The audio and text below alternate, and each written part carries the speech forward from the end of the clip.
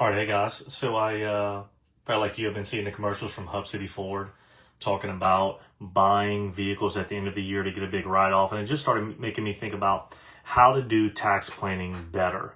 And so we talk a lot with our clients. I talk a lot on these videos about not just spending a dollar to save 30, 35 cents, right? That's what you're doing when you buy a vehicle, generally speaking. And that's only assuming that you have 100% business use, right? So it kind of prompted me to want to do one of these videos to give you some real life, let me move this video down a little bit, some real life tax planning ideas and how you can implement these strategies. And it's probably going to be a lot of what you think I'm going to say, which I've said this for years, which is get your foundation right with accurate, timely accounting, right? So you can't do good tax planning if you don't have good data, if you can't project what the year end is going to look like, if you don't know what you've made already. So if you don't have a good set of books, what I'm about to say to you is really out the window because you're flying blind, because we don't know what you've made, we don't know what your current tax liability is, and we don't know what the savings of the tax planning moves we would make are going to be because we don't know what you've made, right?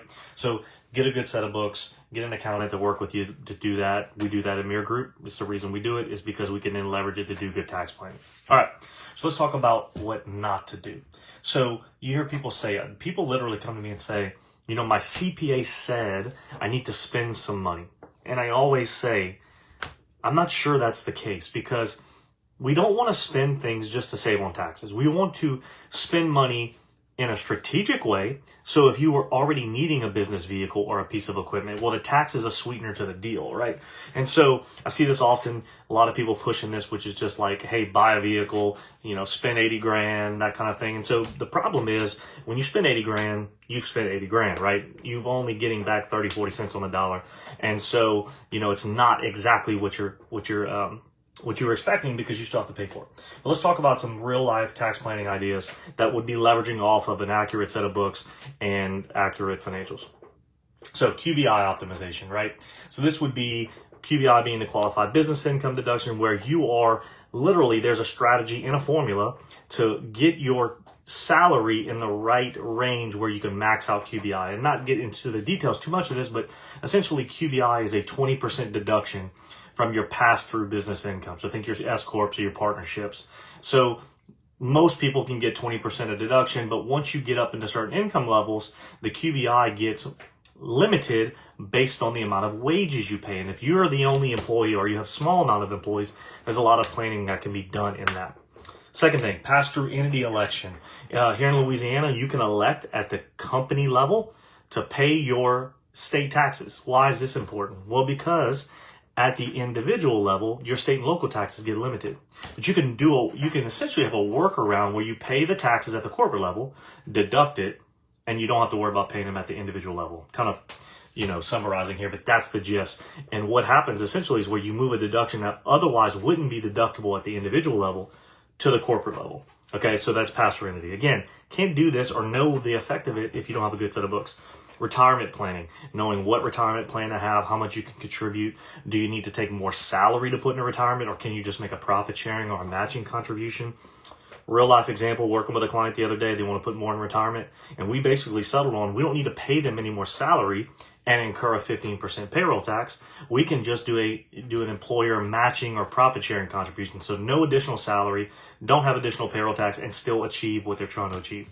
Last one I really love, kind of a twofer, donate appreciated stock. So this would be, you know, stocks you've bought that have really run up, where let's just give the kind of quintessential example, something like NVIDIA you bought for 20 grand that's now worth 100. You can give that NVIDIA stock away. The deduction is 100 grand, and now you have essentially eliminated an $80,000 capital gain. Another strategy I like, which a financial advisor and I worked on, which is really cool, which is take that a step further.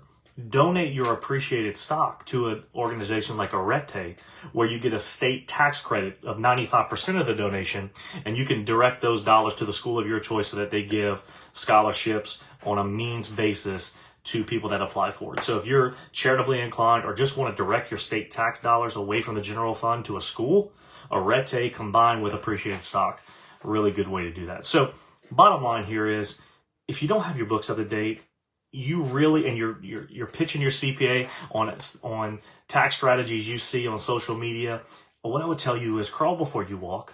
get an accurate set of books where people can look at them, make decisions, project out into the future, then do the tax planning. That's what most people want to get to. They want to save money, but they try to kind of put the cart before the horse. They want to do all this exotic tax planning when they don't have their foundation correct. So anyway, 4 kind of simple tax planning ideas. Don't just default to buying a vehicle. It's really lazy and sloppy tax planning and really not great economically. So anyway, if you got a question or comment, drop it below.